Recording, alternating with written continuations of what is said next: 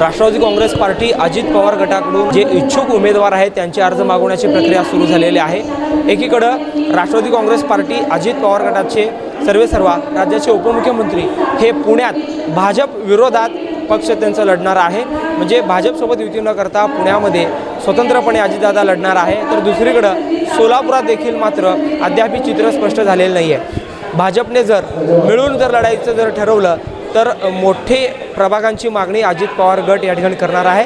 मात्र दुसरीकडे ज्या पद्धतीनं पुण्यात भाजपच्या विरोधात अजितदादा गट स्वतंत्रपणे लढणार आहे, तशी जर परिस्थिती सोलापुरात आली तर सोलापुरात देखील या ठिकाणी सर्वच प्रभागामध्ये अजित पवार गट राष्ट्रवादी उमेदवार देणार असल्याचे एकंदरीत संकेत राष्ट्रवादी काँग्रेस पार्टीचे जिल्हाध्यक्ष संतोष पवार यांनी दिलेला आहे। आज पहिल्याच दिवशी सोलापुरात अनेक इच्छुक उमेदवारांनी आपला उमेदवारी मागणीचा अर्ज या ठिकाणी सादर केलेला आहे।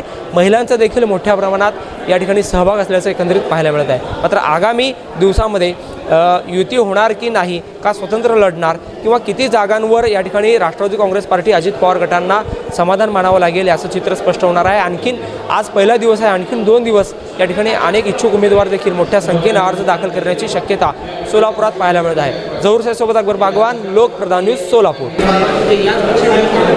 एक महिलाच समजू शकते की महिलांच्या अडचणी काय आहेत। त्याच्यामुळे एक सक्षम शिकलेला एखादा व्यक्ती जर महिलांसाठी लढत करत असेल तर त्यांचे हक्क अधिकार घेण्यासाठी मला सामाजिक कार्य करायचं आहे।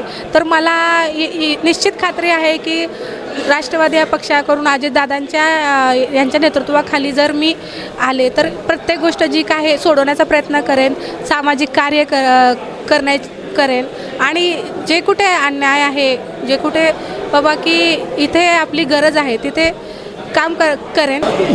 हां, मी प्रिया पवार कुंभकोणी, मी प्रभाग 24A मधून विजापूर रोडमधनं फॉर्म भरलेला आहे। मी पवार गटाकडनं बरेच वर्षापासून काम करते आणि माझं अजितदादांसोबत मी गेली 5-6 वर्षापासून मी महाराष्ट्र खो खो असोसिएशनच्या बॉडीवर त्यांच्यासोबत काम करते। दादांचं काम मी फार जवळून बघितलेलं आहे त्यावेळेला आणि कामाचं मला त्यामुळे मी दादांच्याकडनं काम करते। दुसरी अशी गोष्ट की यावेळेला जर तुम्हाला खरंच चांगली वेळ आणायची असेल, या समाजात बदल घडवून आणायचा असेल तर मला वाटतं की दादांच्या घड्याळाशिवाय आपल्याला पर्याय नाही।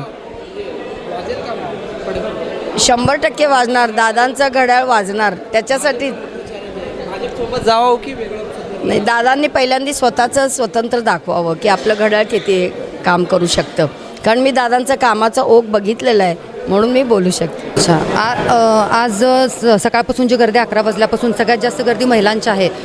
त्या महिलांच्या गर्दीतून असं दिसून येते की सगळ्यात जास्त महिला आज अजितदादांना मानतात। त्यामधून अजितदादा गटामधून इच्छुक आहे।